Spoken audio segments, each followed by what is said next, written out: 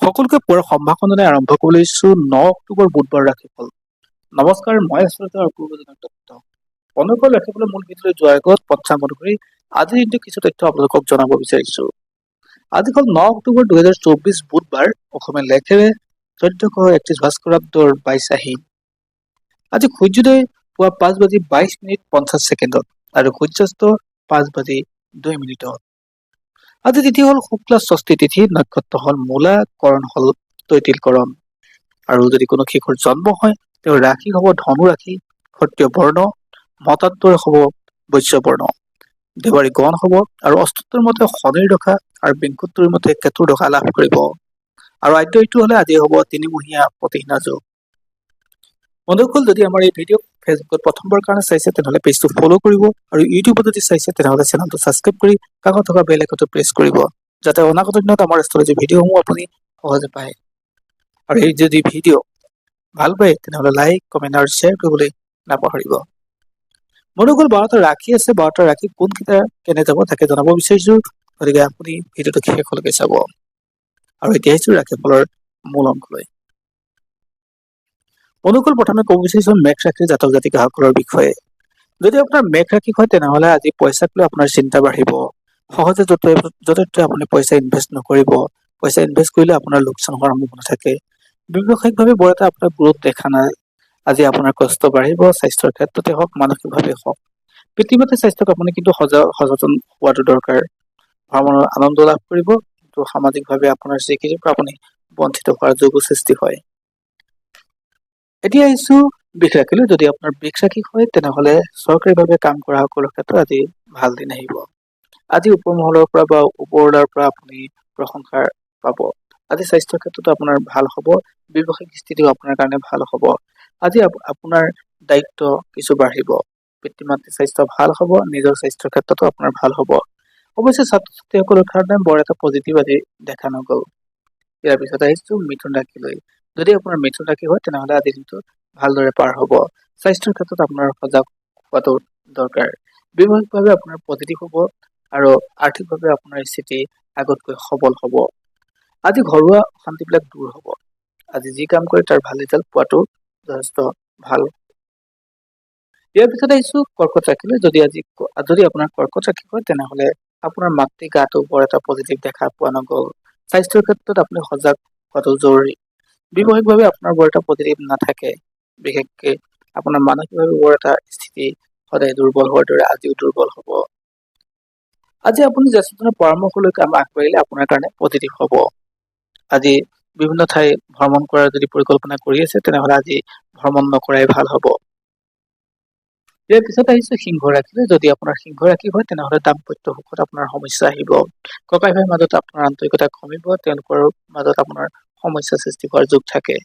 ব্যৱসায়িকভাৱে বৰ এটা পজিটিভ নাথাকে।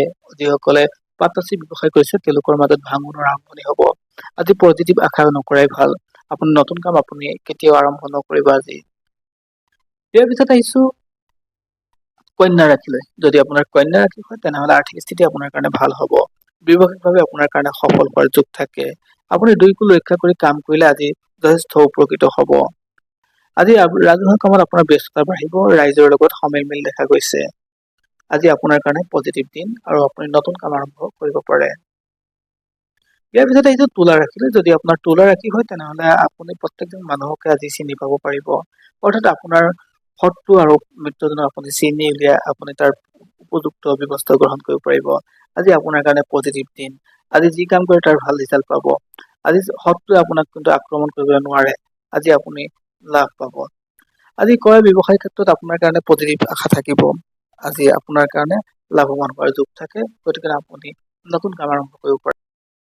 ইয়াৰ পিছত আহিছো আমি বৃশ্চিক ৰাশিলৈ। যদি আপোনাৰ বৃশ্চিক ৰাশি হয় তেনেহ'লে ঘৰুৱা শান্তি ঘূৰি আহিব, অৰ্থাৎ দাম্পত্য সুখ আজি বৃদ্ধি পাব।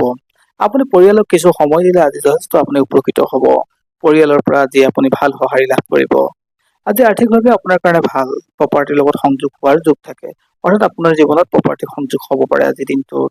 আজি যিটো আপোনাৰ কাৰণে ৰহস্যৰ দিন, অৰ্থাৎ আপোনাৰ কাৰণে ভাল উপভোগৰ দিন। আজি আপুনি যি কাম কৰে তাৰ ভাল ৰিজাল্ট পাব।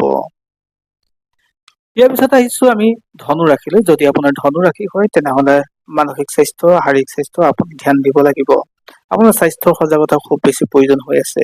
আজি বৰ এটা স্থিতি দুৰ্বল বৰ এটা স্থিতি আপোনাৰ কাৰণে ভাল নহ'ব, বিশেষকৈ আৰ্থিক দিশত। আপোনাৰ আৰ্থিক দিশটোৰ ক্ষেত্ৰত কোনোবা জ্যেষ্ঠজনৰ পৰামৰ্শ লৈ আপুনি আগবাঢ়িলে প্ৰফিটেবল হ'ব, অন্যথা আপোনাৰ ক্ষেত্ৰত লোকচান হ'ব। কোনো মানুহক সহজে বা কোনো অচিনাকি মানুহক আপুনি সহজে তেওঁলোকৰ লগত ধনৰ বিনিময় নকৰিব। আপোনাৰ আজিৰ ক্ষেত্ৰত বৰ এটা ভাল দেখা পোৱা নাই। আপোনাৰ আজি কষ্ট বৃদ্ধি পাব। ইয়াৰ পিছত আহিছো মকৰ ৰাশিলৈ। যদি আপোনাৰ মকৰ ৰাশি হয় তেনেহলে দায়িত্ব আৰু কৰ্তব্য আজি বৃদ্ধি পাব। আপোনাৰ প্ৰত্যেকটো দায়িত্বৰ ক্ষেত্ৰত আজি ভাল ৰিজাল্ট পাব শেষৰ ফালে। অৰ্থাৎ আপোনাৰ দায়িত্ব আৰু কৰ্তব্য প্ৰয়োজনতকৈ বেছি হ'ব। স্বাস্থ্যৰ ক্ষেত্ৰত আপুনি সজাগ হোৱাটো দৰকাৰ। মাতৃৰ পৰা বৰ এটা পজিটিভ আশা নকৰিব যিকোনো ক্ষেত্ৰতে।